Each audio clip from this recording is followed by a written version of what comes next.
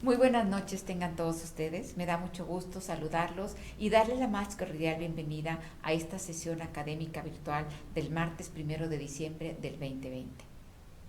Le damos la más cordial bienvenida a nuestra consocia, la maestra Diana Cecilia Padilla Reynoso, quien nos hablará de un tema que siempre ha causado mucho interés en la historia precisamente de la mitología. Cedo el uso de la voz a nuestro secretario, el general Kleber, para que conduzca esta sesión académica. Muchas gracias, doctora presidenta. La orden del día de esta noche corresponde a la apertura de la sesión que ya fue hecha por nuestra presidenta, la doctora Diana Ruiz Rasura. El presidium está integrado por la ya antes mencionada presidenta Ruiz Rasura, la maestra Diana Cecilia Padilla Reynoso, consocia y conferencista, y por el que habla en su calidad de secretario general. La conferencista, licenciada Diana Cecilia Padilla Reynoso, es licenciada en Lengua y Literatura. Realizó sus estudios primarios en la Ciudad de México y los profesionales en la Universidad Autónoma de Guadalajara, donde se tituló de técnica en diseño de interiores. También realizó estudios de pintura artística en el taller de arte Trazo de Guadalajara, dibujo de figura humana y pintura al óleo en el taller del artista Diego Gómez en Guadalajara, escultura acrílica en el taller del escultor Enrique Rico de nuestra misma ciudad, grabado en placa en zinc en el taller de grabado de Juan Alcázar en Oaxaca, taller de creatividad y estética con el arquitecto Juan Francisco Ramos Rico de nuestra ciudad de Guadalajara, grabado en placa de cobre en el taller de grabado de Gustavo Alvarado también de Guadalajara, diplomado en educación de la Universidad Autónoma de Guadalajara, francés en la Alianza Francesa de nuestra ciudad, náhuatl en el Estudio de Cultural Cabañas de Guadalajara. Otros cursos de desarrollo de habilidades, computación e inglés en la Universidad Autónoma de Guadalajara. En Educom de la Universidad Autónoma de Guadalajara ha impartido las clases de Psicología del Color. En Único de la misma universidad ha impartido clases de acuarela en el seminario de titulación. En la Universidad de Celaya ha impartido la clase de dibujo de la figura humana en el diplomado de diseño de modas en el año 2000. En la preparatoria del Colegio Anáhuac Chapalita ha impartido clases de cultura regional, historia, arte y pintura. Ha montado un total de 39 exposiciones de pintura y grabado entre 1992 y 2004, tanto en Guadalajara, Zapopan y Tlaquepaque, como en otras poblaciones del estado como son Autlán, Jalostotitlán y Ocotlán, así como en ciudades de otros estados como Oaxaca, Puebla y Monterrey. Tiene 3 acuarelas publicadas en la portada del suplemento cultural del periódico El Informador, el 17 de julio de 94, el 14 de agosto del mismo año y el 15 de octubre de 95, y una crítica del señor José Luis Mesaínda en el mismo suplemento del día 18 de agosto de 1998. Tiene una publicación en la revista Nosotros de Guadalajara en enero de 2005. En 2004 editó el único libro de texto que existe para estudiantes de nivel de preparatoria de la materia Historia del Arte Universal. Es socia de la Mérita Sociedad de Geografía y Estadística del Estado de Jalisco. Le cedemos el uso de la voz a nuestra consocia y conferencista, la maestra Diana Cecilia Padilla Reynoso. Buenas noches, gracias por su atención. Mi nombre es Diana Cecilia Padilla Reynoso y la noche de hoy vamos a ver el tema de seres de la mitología medieval vistos desde el arte. En la actualidad, el hombre está destruyendo el medio ambiente al grado que se ha tornado peligroso para él mismo, pero al no existir conciencia, sigue actuando como si no sucediera nada, conciencia que en la antigüedad sí se tenía, y queda patentemente demostrada en la mitología la necesidad que existe de una estrecha y respetuosa relación entre el hombre y el medio ambiente. Vivimos tan apegados a lo tangible que nos hemos alejado de lo espiritual. La ciencia y la tecnología han ido ocupando todos los espacios de nuestra vida y han logrado desplazar lo etéreo e impalpable. Pero más allá de lo que vemos, existe un mundo intangible, percibido como ficción, cegándonos ante lo inmaterial. A lo largo de la historia se ha manifestado la existencia de seres preternaturales, llamados actualmente ficticios, los cuales el arte ha sabido captar y demostrar al mundo. El 31 de marzo de 1985, el Papa Juan Pablo II, parafraseando a Baudelaire, dijo: «El más bello ardid del diablo es persuadirnos de que no existe, y la vida moderna no es más que una victoria para el mal». Para el actual estudio de estos seres, encontramos como primera dificultad que cuando algún pueblo conquista a otro, los dioses de la tribu sometida pasaban a simbolizar lo maligno para el conquistador, además de que en muchas ocasiones los santos ocultan a espíritus locales. Según los benedictinos de París, hubo 19 silvanos y 4 silvestres, y se les celebra la fiesta de San Silvano ocultando su realidad. Pero el mayor obstáculo es la interpretación clerical de las creencias paganas y su diabolización para la comprensión de estos seres. Los hermanos Grimm, al igual que otros artistas, se encargaron de recuperar y manifestar las creencias sobre un mundo preternatural, donde se manifiesta de manera sumamente sutil el amor a la naturaleza, en donde no se menciona explícitamente a los seres féricos, debido a que la Iglesia Católica, al evangelizar la zona, los demonizó. El fruto de un trabajo de 6 años, recopilando información de las tribus celtas y los sacerdotes druidas, dio como resultado una antología de 200 cuentos y 22 leyendas pequeñas que tuvieron que ser modificadas. Las nuevas versiones de su historia terminaron desplazando a los cuentos originales que continuaban vivos en la tradición oral. Los cuentos infantiles y caseros, publicados en 1812, y es entonces que se cubrió su obra con un velo que ensombrecería su magnífico trabajo. Bruno Bettelheim, en su psicoanálisis de los cuentos de hadas, expresa: «Los cuentos de los hermanos Grimm son una compilación de narraciones que recupera el acervo del pueblo. Nos muestran como muy pocos documentos la dialéctica de repulsión y atracción que ejerce sobre el ser humano eso que aquí llamamos oscuro y que Freud, tal vez con más propiedad, llamara siniestro». La función de estos seres no es dañar al hombre, sino buscar el equilibrio entre él y la naturaleza como antaño, pero la falta de comprensión de su función llevó al hombre a temerle. Para concientizarnos de la existencia, basta observar tantos relatos medievales que hablan de ellos, documentados en las tradiciones populares en los medios rurales en Europa hasta el alba del siglo XX, por medio de los cuales podemos encontrar Rocas de las Hadas en Turquía, Puentes del Diablo en Suiza y Alemania, entre otros, Fuentes del Dragón, etc. En la Biblia, en el libro de Nehemías, salí de noche por la puerta del valle hacia la Fuente del Dragón y hacia la puerta del Muladar, inspeccionando las murallas de Jerusalén que estaban derribadas y sus puertas que estaban consumidas por el fuego. A su vez, la toponimia nos confirma la existencia de seres misteriosos, o por lo menos el recuerdo de su paso por la tierra, permitiéndonos observar que aún perduran estas creencias en la memoria colectiva. De este modo, encontramos nombres teóforos como Lugdunum, actualmente Lyon en Francia, que viene del dios celta Lugh. Odensaker, actualmente Västergötland, campo de Odín en Suecia. Onsberg, colina de Odín en Dinamarca. Odinsoy, isla de Odín en Noruega. Y Udenso, isla de Uden, llamada hasta 1785 isla de Odín en Finlandia. Tenemos Froil en Inglaterra, construido con Fro y Freyr, divinidad germánica de la fertilidad. Narvik en Noruega, bahía de Njord, dios padre de Frey y Freya. Al lado de nombres explícitos como Heiligberg, montaña sagrada, y Heiligenbrunn, fuente sagrada, tenemos Heiligenforst, bosque sagrado. Así también tenemos Skratinpach desde el siglo VIII y Skratinberg, llamado así en 1120, arroyo y montaña de Scratch, quien es una criatura similar a los enanos. Tenemos en la mitología germánica al Turso, que es un gigante, y con él varios sitios que llevan su nombre. Tursental en 1131 y Tursinberg en 1158, monte y valle del Turso respectivamente, así como la ciudad del Turso en Escocia, y en las islas Shetland se encuentra Tursaker, arrecife del Turso.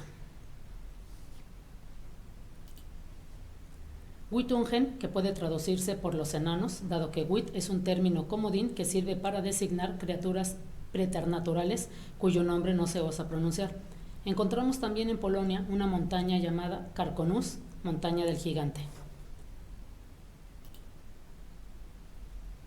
En Escandinavia encontramos sitios como Trollaskog, bosque del troll, Trollashals, cresta del troll, Trollaskade, camino de los trolls, Trollstigen, escalera del troll, que están en Noruega, así como Trolltunga, lengua del troll, Trollpiken, y cresta del troll, y Trollkiria en Islandia. Un aspecto significativo es que nos han legado que debemos vivir en simbiosis con el medio ambiente y tratar a la naturaleza como a un ser vivo. Obligaban a nuestros ancestros a respetar el entorno, ya que sabían que no estaban solos en el planeta. Su propósito era establecer un contacto con el hombre para ayudarle a prosperar si es que es respetuoso con la naturaleza o de castigarlos en caso contrario. En El Señor de los Anillos de Tolkien lo vemos representado en el personaje Bárbol y en los Ents que van a la lucha contra quien ha talado de forma inmoderada los campos. Los denominados genios tutelares eran seres dotados con poderes que superan nuestro entendimiento. Elfo, hada, espíritu, duende, ellos están ligados a un lugar preciso que les pertenece y al que protege contra toda incursión y daño. Existe la creencia en que la montaña conecta al mundo de los hombres con el de los dioses, por lo que los sumerios realizaron sus altas torres llamadas zigurats, donde en la cima se encontraban con el Creador. En Egipto, sus pirámides eran para alcanzarlos a los dioses. Así como los hindúes buscaban en sus templos y construcciones el mismo objetivo.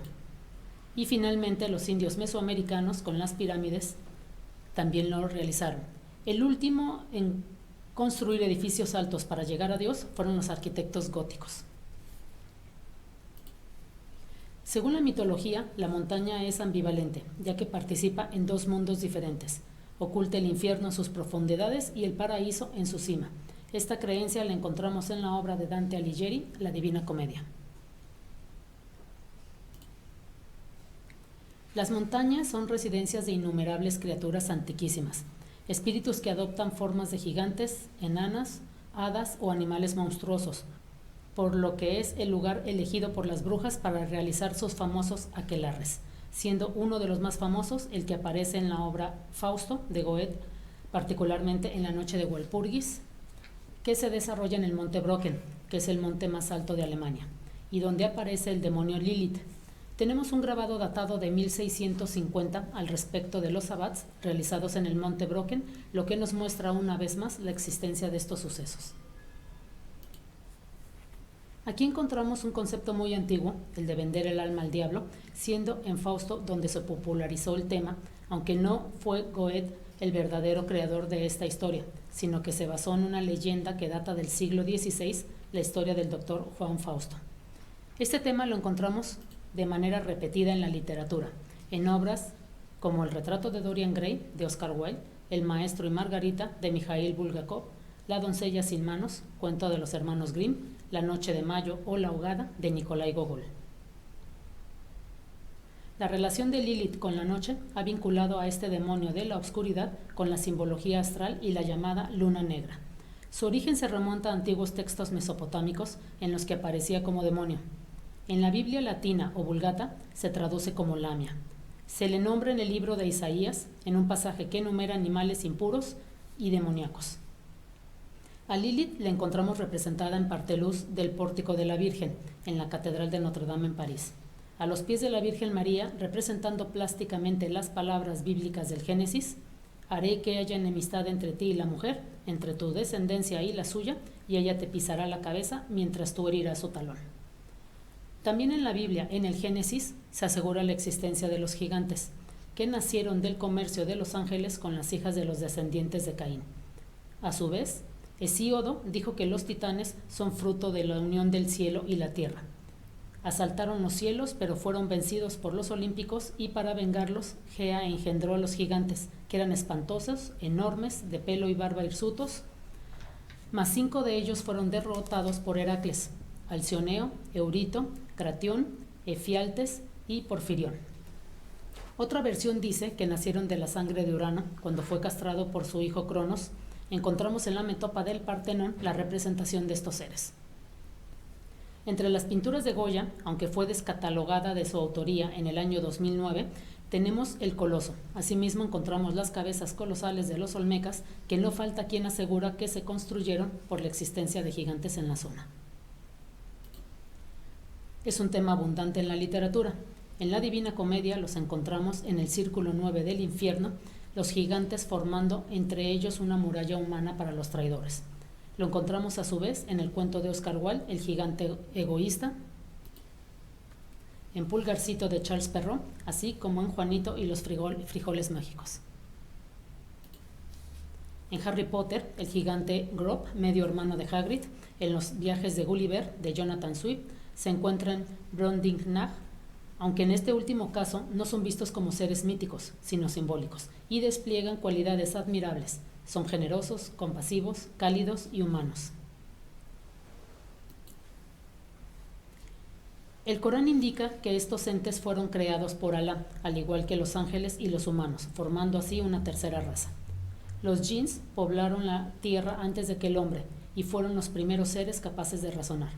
Su única finalidad es la adoración de Alá, y al igual que los humanos, tienen libertad de elección, por lo que muchos tomaron el camino del mal, como los ifrits, espíritus paganos al servicio de Iblis, el diablo. A estos seres los encontramos en una de las obras más famosas del mundo, cuento que forma parte de las 1001 noches, Aladino y la lámpara maravillosa.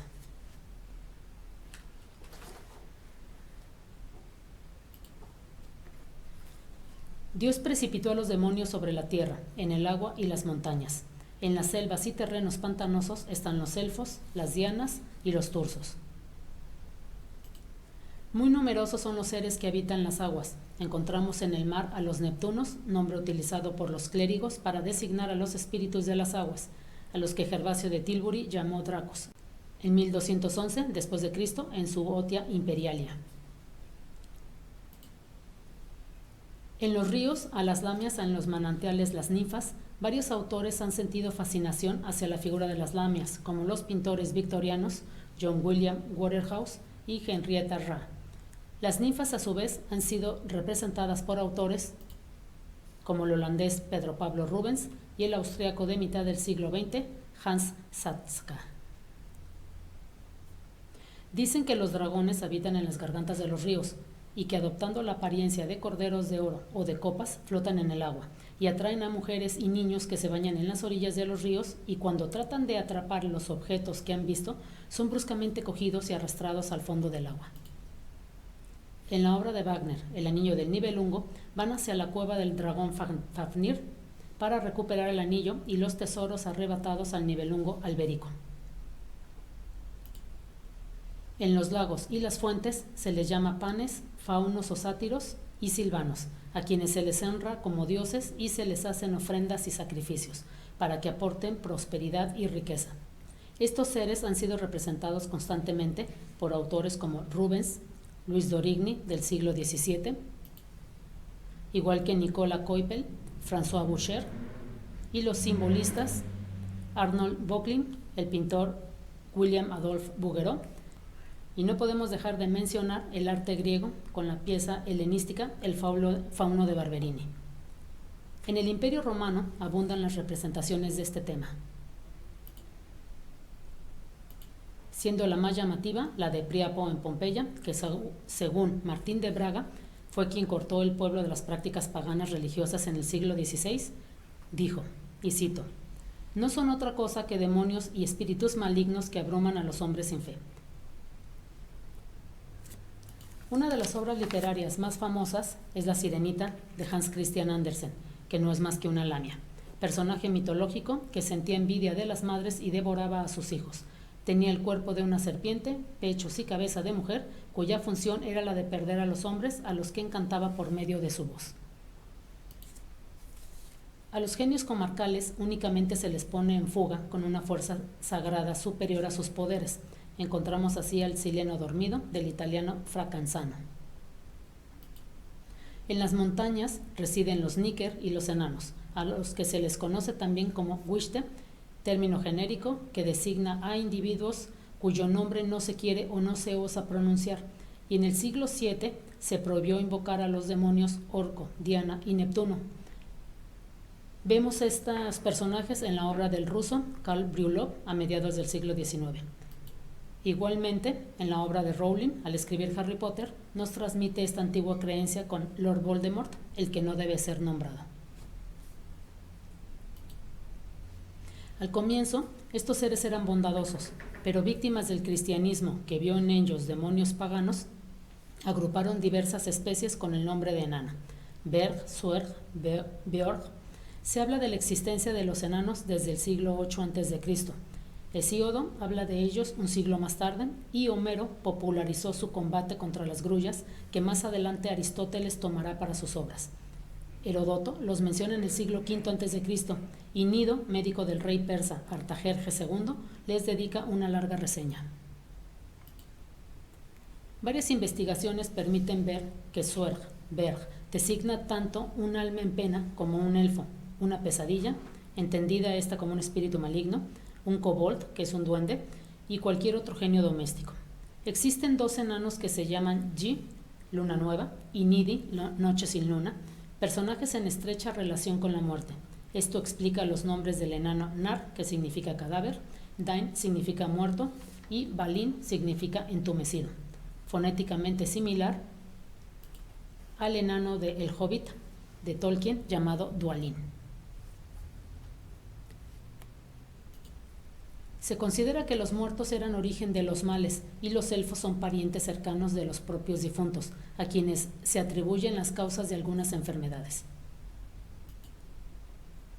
Encontramos que los enanos, los alfes, que son elfos nórdicos, y los caukemars, que son pesadillas, cabalgan a los humanos o les disparan flechas, lo cual es el origen de los males. El pintor, historiador y escritor suizo Henry Fuseli realizó una serie de pinturas sobre visitas nocturnas del demonio llamadas pesadillas. Igualmente, Rodin creó la obra Súcubo. En inglés antiguo, la fiebre se llama Reiterod, que viene de Reit, cabalgar, y en medio del alto alemán, la fiebre cuartana es llamada la cabalgata de 4 días. En normánico, la urticaria se llama Alfabruni, el bronceado del elfo, y hay 2 episodias llamadas Bergslag, golpes de enano, enfermedad de aparición repentina, lumbago, y Bergskott, tiro de enano, que es una fractura casi siempre en animales. Al otro lado del Canal de la Mancha hay un conjuro para curar caballos que es anterior al año 1000 y comienza con estas palabras: sea cual sea el elfo que está sobre el caballo, esto tiene el poder de curarlo. Como el caballo es considerado un animal psicopompo, conduciendo a los difuntos hacia la ultratumba, cielo o infierno, es por lo que se emplea a este animal para la curación. Cuando un espíritu se presenta en forma de caballo, Gervasio de Tilbury dice, y cito: andan sobre las patas traseras como signo precursor de un incendio. Esta leyenda ha perdurado hasta el siglo XX, pero transformado en liebre. Este caballo se emplea para exorcismos en los Lemuria romanos, que no quieren atravesar un río, pues este representa el pensamiento primitivo, la frontera del más allá. Otra enfermedad no identificada que hace pensar en vampiros es Aelzogopa, la succión del elfo. Munch pintó un cuadro llamado Vampiresa, haciendo referencia a lo que él mismo decía expresaba su vida. Enfermedad, locura y muerte son los 3 ángeles negros que velaron mi cuna. Tanto elfos como enanos son tratados en la obra de Tolkien, El Hobbit, y posteriormente en su obra Culven, El Señor de los Anillos, donde de manera similar a lo que hizo Swift, no les da un carácter mitológico, sino simbólico. Los elfos de Tolkien no se parecen a los elfos míticos en su aspecto físico. Es más parecido al que vemos en Harry Potter con Dobby y Cratchit, mas la autora les dio una vida de esclavos, cuando en la mitología fungían como divinidades. Jerarquía sí alcanzada en Tolkien, ya que los presenta como silvanos, y estos seres son considerados genios del campo, de los rebaños y de los bosques y plantaciones, cuyo nombre viene etimológicamente de silva, más el sufijo indoeuropeo no, que significa soberanía. Tolkien los eleva por sobre todos los seres, exaltando su belleza física, perfección de carácter y pureza de corazón. quedando patentizado en los elfos de Lothlórien en Galadriel, representando a la Virgen María. Existe un relato del siglo XIII que habla de una dama que reina sobre un pueblo de enanos en las montañas arboladas del Tirol y tiene un terrible vecino, Orquís, que es un orco, que le exige una muchacha como tributo anual. Esta historia es muy parecida a Blancanieves, cuyo espejo contiene en realidad un genio comarcal dominado por la cruel y envidiosa bruja. Hacia el año 1220, Oberón era representado como un enano por su tamaño, provocado por la maldición de una hada al nacer. Habita un bosque muy extenso y nadie, una vez entrado en el bosque, puede escapar de él si le dirige la palabra, y en cuanto haya pasado un instante junto a él, ya no podrá dejarlo en toda su vida.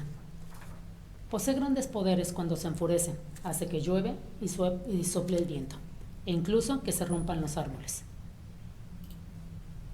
Este personaje nos remite al cuento de la Bella Durmiente de los hermanos Grimm, en el que la princesa fue maldecida por un hada en su nacimiento y protegida por un bosque espeso, y no olvidar la obra de Shakespeare, Sueño de una noche de verano, donde inmortalizó en el arte a este mítico ser.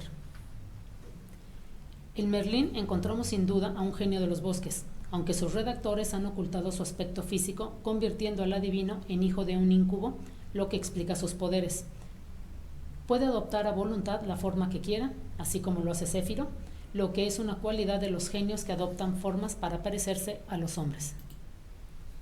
Gobiernan los elementos y no pueden alejarse demasiado tiempo de lo que es su elemento natural, característica que encontramos en las leyendas donde las hadas se casan con mortales y están forzadas a bañarse una vez por semana en su hábitat, a veces en forma de serpiente, que es lo habitual en los genios de las aguas. Encontramos su representación en la obra de Gustav Klimt, llamada Serpientes de agua, donde expone a las hadas en su baño semanal. Desde la antigüedad, el bastón, bol, staff o grand es necesario para las prácticas mágicas, siendo el antepasado de la varita mágica de las hadas. Los magos lo emplean para su magia y para desplazarse, incluso toman su forma, para lo que se usa el término Gandreid, la cabalgata del Gandr. Encontramos aquí el origen del nombre del mago gris de Tolkien, Gandalf. Las palabras del nórdico antiguo Gandr, que es vara, y Alf, elfo, es decir, un espíritu protector que esgrime una vara, lo que nos remite directamente al origen verdadero de Merlín. Este personaje es muy parecido al mago celta, aunque Gandalf, además de su vara, carga su espada Glandrim. De igual manera, los otros magos de la obra se identifican con genios tutelares. En total son 5. Saruman el blanco, Gandalf el gris, Radagast el pardo y 2 azules, Alatar y Payando. Según textos célticos efectuados por T.P. Cross, las hadas se metamorfosean en oso, lobo, liebre, anguila, serpiente, caballo, cisne o más generalmente en águila, ave y halcón para los antiguos escandinavos. El término hada proviene de la palabra fata, el nombre de las deidades romanas del vaticinio, también conocidas como parcas o moiras en la mitología griega, que viene del verbo latín fatum, destino, y del verbo fari, hablar, por lo que siempre se les ha ligado a la virtud de la adivinación o a la influencia que pueden ejercer en los humanos. Encontramos la imagen de hada más popular y que de alguna manera más ha influido en estereotipar a estos seres, que es Campanilla de Cobre, de Peter Pan, de James Matthew Barrie, donde la menciona como un ser diminuto, a diferencia del hada original, que es de tamaño real. Cuando un hombre deja al morir un excelente recuerdo y su vida ha sido benéfica para la comunidad, los paganos hacen de él un dios o un genio y los cristianos un santo. De este modo, el buen muerto se convierte en un enlace entre los vivos y las fuerzas superiores, en un buen genio, por lo que un mal difunto, aquel que muere en circunstancias extrañas o era brujo, adivino, incluso el terror de sus vecinos por su carácter, se puede convertir en un genio maléfico. Los antiguos escandinavos abrían un orificio en la pared y sacaban al cadáver por la abertura, que posteriormente se tapa, tratando así de impedir que el difunto regrese por el mismo camino empleado al salir de la casa. Igualmente, al decapitar al cadáver de un enemigo y plantar su cabeza sobre una estaca, evitaban que el enemigo, privado de cabeza, pudiera vengarse. Existe la creencia de una posible venganza póstuma. En Roma existía el suicidio por venganza, a fin de transformarse en larva y castigar a sus enemigos o a sus acreedores. Los fallecidos se vengan por sí mismos o por un intermediario. Encontramos así a un Hamlet de Shakespeare, cuyo padre se aparece para reclamar el castigo de sus asesinos por medio de su hijo. Existen relatos en los que los santos decapitados llevan su cabeza al lugar al que quieren ser enterrados, cuyo resultado siempre es el mismo. Se construye un santuario y la presencia del cuerpo del santo produce milagros. Sacralizan un nuevo espacio y las reliquias del muerto forman una función tutelar, asegurando así la protección contra las fuerzas que pueblan el lugar. En muchos edificios religiosos de París se encuentra la imagen de un santo decapitado, llevando su propia cabeza. Saint-Denis, quien se negó a adorar al dios pagano Mercurio y fue ejecutada. Después de su decapitación, Saint-Denis recogió su cabeza y caminó unos kilómetros, parándose cuando encontró a una señora que le ofreció una sepultura decente. La costumbre de velar a los muertos es antigua, pero no siempre tuvo la misma función. Según el Puleyo, entre los romanos tenía el objeto de impedir que las brujas mutilasen el cuerpo. Entre los antiguos germanos era una fiesta en honor al difunto, y en el siglo XII se les vela para evitar que un espíritu se apodere de su cuerpo. Los cadáveres son maléficos, por lo que, según una costumbre en Francia, en el siglo XIII, los depositaban en la iglesia donde cerraban las puertas durante la noche. Las autoridades eclesiásticas prohibían conservar en casa los restos mortales. Había que llevarlos a la iglesia y dejarlos allí hasta el servicio fúnebre. En la diócesis de Tours se conoce un documento que dice, y cito, «No hay que velar por la noche en la iglesia a causa de los maleficios que allí se hacen». Observamos el cuento ucraniano de Nikolai Gogol, Bish, en el que se vela durante 3 días y 3 noches a una joven que en realidad era una bruja, cuya última voluntad fue pedir que el seminarista Joma Brut la velara durante las noches. Ella se levantaba de su ataúd al caer el sol para encontrar así a su asesino.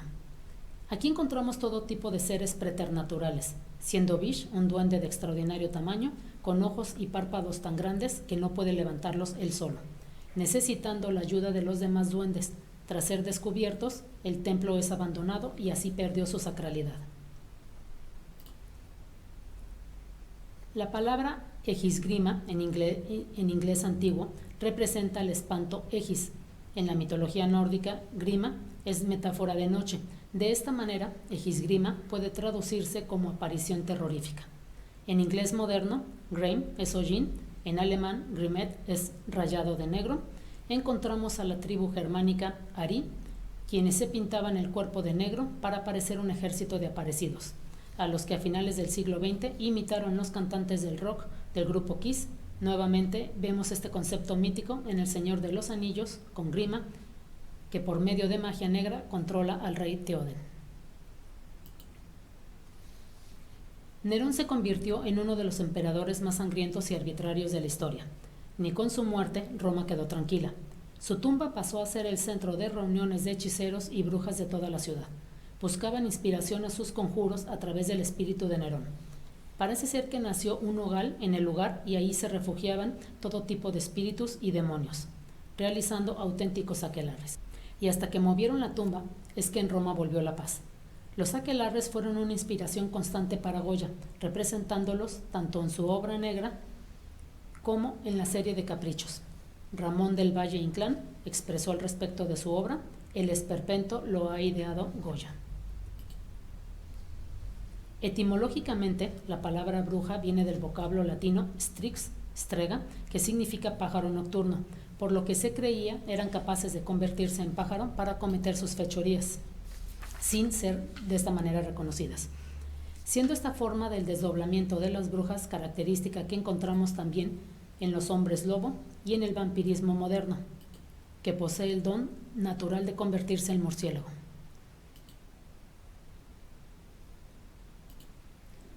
En Drácula vemos cómo se transforma en este animal, esto debido a que Bram Stoker se inspiró en la vida del voivoda Vlad Draculea, de donde sacó el nombre, aunque en el nombre del jefe moldavo significaba hijo de dragón, ya que su padre era Vlad Dracul, que en latín significa dragón, puesto que pertenecía a este rango militar. y en rumano significa murciélago, razón por la cual el escritor irlandés utilizó dicho animal para el desdoblamiento de su personaje. En Harry Potter encontramos nuevamente el desdoblamiento del brujo, cuando Sirius Black es atacado por los dementores y su alma está a punto de ser arrancada de su cuerpo, aunque aquí se manifiesta de manera de luz o de energía, cuando el desdoblamiento de los brujos se da cuando sale un insecto de la boca del individuo. En la profesora McGonagall vemos esta característica al transformarse en gato, aunque es más cercano al chamanismo que a la brujería. En el cuento Los cisnes silvestres de los hermanos Grimm encontramos la relación con las aves, por lo que la bruja los transforma en cisnes a los príncipes durante el día y volvían a ser hombres durante la noche, esto para que no pudieran encontrarse con su hermana. Encontramos en la saga de los jefes del Valle del Lago la descripción del viaje que han emprendido los dobles, mientras que sus cuerpos estaban al abrigo de sus casas, a pesar de que Bucardo, obispo de Worms, en el año 1010, insiste que todo es ilusión, que son engaños por el diablo. Encontramos en la saga de los jefes del Valle del Lago la descripción del viaje que han emprendido los dobles, mientras que sus cuerpos estaban al abrigo de sus casas, a pesar de que Bucardo, obispo de Worms, en el año 1010, insiste en que todo es ilusión, que son engañados por el diablo. Durante los siglos XV y XVI se preguntaban si el traslado se produce en espíritu o corporalmente. En cuanto al modo de transporte por instrucción del diablo, es que las brujas hacen un ungüento con cadáver de niños, sobre todo los que han matado antes del bautismo. Posteriormente, el ungüento se aplica al objeto, puede ser una escoba o puede ser cualquier otro animal, y ya no al cuerpo. En Bish, de Nikolai Gogol, siguiendo la tradición, la bruja se monta sobre el seminarista Joma Brut para trasladarse. En cambio, en Harry Potter emplean la versión moderna, debido en gran parte a que es una obra dirigida para niños y jóvenes. El 22 de marzo de 1575 se abrió un proceso contra Paolo Gasparuto y Battista Moduco, quienes pretendían salir de noche a combatir a los brujos y sus cuerpos quedaban en estado cataléptico. En la vida de Saint Germain encontramos un fragmento donde reconoce el desdoblamiento de las brujas, y cito: un día que había recibido hospitalidad en un lugar, San Germán se asombró al ver que tras la cena ponían la mesa, y preguntó para quién preparaban otra comida. Puesto que le dijeron que era para las buenas señoras que van de noche, o sea, las hadas o las brujas, decidió pasar la noche en vela. Vio entonces una multitud de demonios en forma de hombres y mujeres que se sentaban a la mesa. Les impidió irse. Despertó a toda la casa y preguntó si conocían a aquella gente. Todos son vecinas y vecinos, le respondieron. Mandó entonces a los demonios que se quedaran ahí y envió a alguien al domicilio de cada uno de ellos. Todos estaban en su cama. Otra creencia arraigada en los pueblos medievales es la de que los bosques albergan seres maléficos. El clérigo Regino de Prum, hacia el año 915, dice que los árboles están consagrados a los demonios. La gente no se atreve a salir de su casa antes del canto del gallo, porque los espíritus inmundos tienen entonces más poder que después para dañar. En el cuento Los ruidos del bosque, el escritor ruso de finales del siglo XIX maneja esta misma idea, igual que en Robin Hood encontramos el mismo concepto. Encontramos esta misma idea o mismo concepto en El bosque negro y en Fangorn del escritor Tolkien. Sturla Þórðarson, en el libro de la colonización de Islandia, habla que rendían culto a un bosquecillo de árboles. En los países escandinavos suele alzarse un árbol muy cerca de la vivienda, ya que se considera que es la morada de un genio. En El Señor de los Anillos, en la ciudad blanca de Minas Tirith, Gondor, tiene un árbol que ha sido venerado durante siglos, y durante el tiempo de la lucha contra los ejércitos de Sauron, mencionan que la ciudad está por caer, dado que el árbol está seco, lo cual remite a pensar que el genio local ya no lo habita.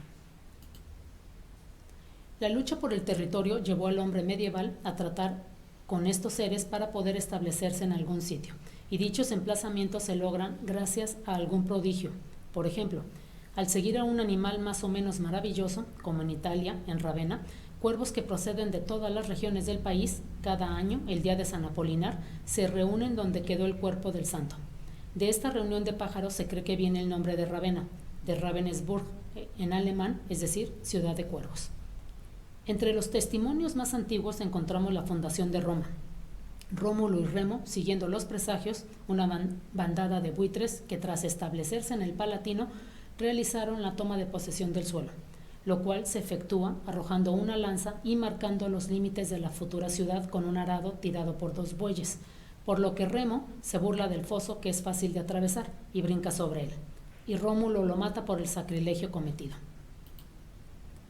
Este foso es lo que marca el carácter sagrado del lugar, ya que debe de estar cercado, aunque sea de manera simbólica. Lo vemos como ejemplo en los monasterios rumanos de Ceuta.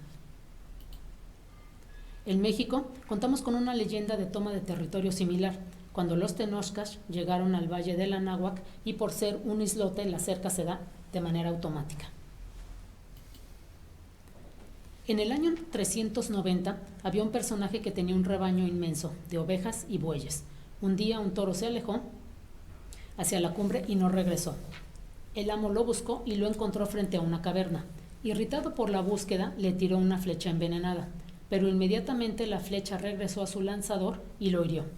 Los habitantes, muy asustados, fueron a ver al obispo, al que se le apareció el arcángel San Miguel, y les dijo: sabréis que a ese hombre lo ha alcanzado su propio dardo por voluntad mía, pues soy el arcángel San Miguel con la intención de evitar aquel lugar de la tierra. Este lugar se llama Mont Saint Michel.